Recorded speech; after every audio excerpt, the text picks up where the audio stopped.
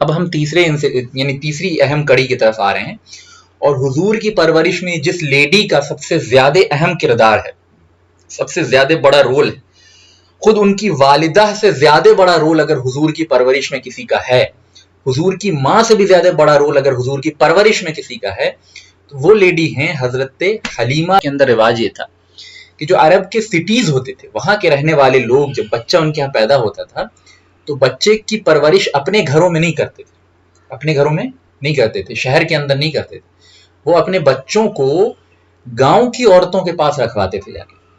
ठीक है, गांव की औरतें आती थी और वो बच्चों को इनके ले जाती थी, यानी उस पे यानी सैलरी बेस्ड एम्प्लॉयमेंट है ये, ऐसा कुछ ही नहीं कि फ्री में, लेकिन वो बच्चों को ले जाती थी और गांव में बच्चों की परवरिश होती थी, क्योंकि गांव की फिजा जो होती है ना वो ज्यादा यानी पाकीज़ा होती है, साफ होती है, फ्रेश एयर होती है ना। पहाड़ और रेगिस्तान का जो खुला हुआ माहौल होता है वो गांव में ज्यादा होता है, शहर में ये चीज कम होती है। दूसरी चीज, शहर के अंदर बीमारियों के फैलने का अंदेशा ज्यादा होता है।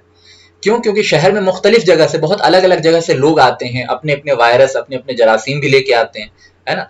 तो बीमारियों के फैलने की चांसेस शहरों में ज्यादा होते हैं, गांव में कम होती है, क्योंकि कोई पॉपुलेशन अगर लोकलाइज है, एक ही खास खित्ते के लोग ही सिर्फ उस जगह रहते हैं, तो वहां कोई नई बीमारी बाहर से ट्रेवल करके नहीं आएगी। नई बीमारी ट्रेवल करके तभी आती है जब किसी एजेंट के थ्रू आए, ह्यूमन बींग्स के थ्रू। ठीक है, तो जिस जगह पे ज्यादा लोगों का आना जाना होता है वहां वायरल इंफेक्शन और बैक्टीरियल डिजीज ज्यादा फैलती है। बिल्कुल फितरी बात है। कोई यानी आप देखें इंडिया के अंदर एग्जांपल, मुंबई के अंदर आप देखते हैं कोई बीमारी जल्दी फैलेगी क्योंकि फॉरेन कंट्री से ज्यादा लोग आते हैं और वहां से ज्यादा फॉरेन कंट्रीज में लोग जाते हैं। ठीक है, लेकिन छोटे से आप किसी गांव में चले जाएं, बिहार या यूपी के किसी छोटे बहुत ही रिमोट विलेज में चले जाएं, तो वहां चूंकि बाहर के लोग बहुत कम आ रहे हैं, वहां से लोग बाहर बहुत कम जा रहे हैं, तो जो फ्लो ऑफ डिजीजेज हैं या फ्लो ऑफ वायरसेस हैं वो कम होते हैं। तो ये बिल्कुल एक नॉर्मल ह्यूमन माइंड इस बात को समझ सकता है। तो ये अहले मक्का भी समझते थे इस बात को, लिहाजा वो अपने बच्चों की परवरिश जो है वो गांव में करवाते थे। पहला रीजन क्या था? फ्रेश एयर, ताजी हवा।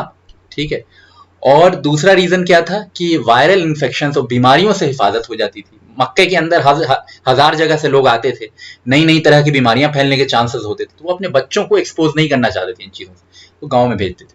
ठीक है, तीसरी जो अहम चीज थी, रीजन था जिसकी वजह से वो गांव में भेजते थे अपने बच्चों को परवरिश के लिए, इनिशियल डेज में, बिल्कुल इनिशियल डेज में, यानी यूं ना समझिए कि बच्चे बड़े हो जाते थे, बल्कि वो चंद महीने के होते थे और तभी उनको गांव भेज दिया जाता था फॉस्टर मदर के थ्रू।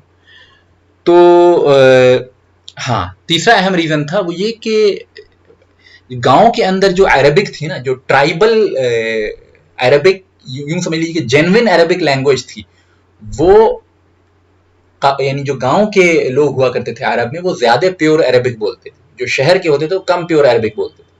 ऐसा क्यों? आप यानी आपका सवाल पैदा होना चाहिए कि ऐसा क्यों भाई? शहर के लोगों की जबान ज्यादा अच्छी होनी चाहिए, गांव के लोगों की कम अच्छी होनी चाहिए, जैसा कि हम अपने इंडियन सब कॉन्टिनेंट में देखते हैं कि जो शहर के होते हैं उनकी जबान रिलेटिवली बेटर होती है, गांव वालों की रिलेटिवली कम बेटर होती है। Exceptions are always there, but ऐसा होता है।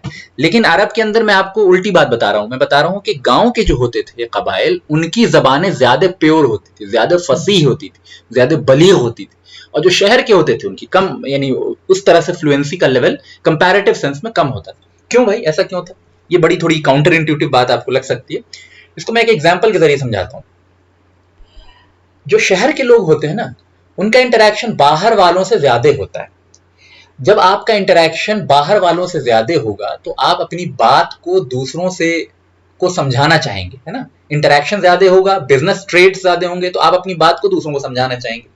अच्छा, दूसरे लोग अगर आपकी जबान को बहुत अच्छे तरीके से नहीं जानते हैं तो आपको भी अपनी जबान के लेवल को नीचे करके लोगों को बताना होगा। मिसाल के तौर पे उलेमा जो मदारिस में तकरीर करते हैं, मदरसों के अंदर जो जिस तरीके से उलेमा एक दूसरे को, यानी उलेमा तालिब इल्म को पढ़ाते हैं, उसकी जबान बड़ी डिफिकल्ट होती है और उर्दू बहुत खालिस होती है। ठीक है, अरबी भी इस्तेमाल हो जाती है उसमें, है ना। लेकिन वही उलेमा जब आपसे और हमसे बात करने आते हैं या मस्जिदों में तकरीर करते हैं या नौजवानों के दरमियान तकरीर करते हैं तो आसान जबान का इस्तेमाल करते हैं। तो हम ये देखते हैं कि जब आदमी दूसरों से इंटरेक्ट करता है, अपने यानी अपने नेटिव लोगों के अलावा दूसरों से जब इंटरेक्ट करता है, तो अपनी जबान के लेवल को थोड़ा नीचे करके बात करता है ताकि सामने वाले को बात समझ में आ जाए।